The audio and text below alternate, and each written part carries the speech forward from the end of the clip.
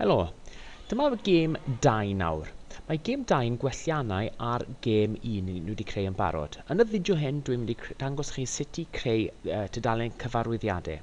Mae'n bwysig bod cyfarwyddiadau gyda ni ar dechrau pob gêm. Nawr, dyma ffordd i ni'n creu y cyfarwyddiadau, ond cyn hynny, dwi'n mynd i dangos i chi beth dwi'n meddwl.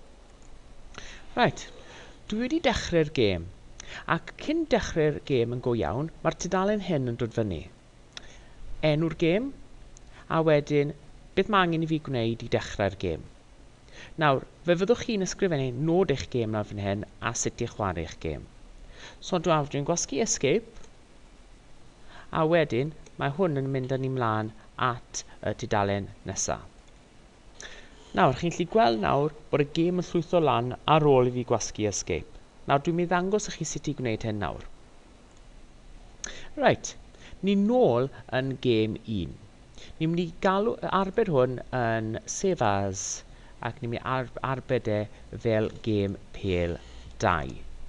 Nawr, mae'n bwysig bod ni'n arbed hwn fel ni'n mynd mlaen.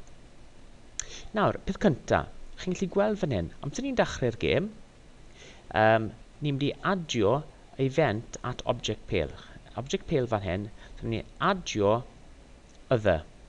A'r other ni'n adio ydy game start. Nawr, beth mae hwn yn dweud yw, amser mae'r gêm yn dechrau, mae rhywbeth yn goffod digwydd. Ac i ni'n mynd lawr fan hyn, ac i chi'n gweld fan hyn, show info. So ni'n rhoi show info fan hyn.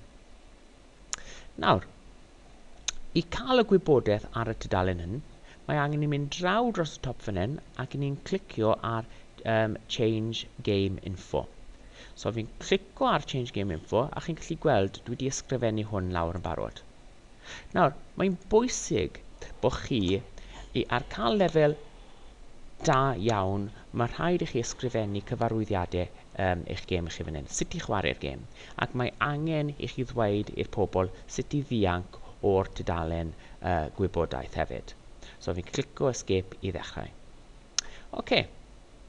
Nawr, dyna gyd sydd angen i ni wneud. Dwi'n arbed hwnna, ac wedyn dwi'n mynd nôl a dwi'n mynd i chwarae'r gêm, a wedyn amser yn chwarae'r gêm, dylai tudalen gwybodaeth o fyny, gyda'r gwybodaeth am y gêm, nod y gêm, disgrifiad, a wedyn sut i chwarae'r gêm.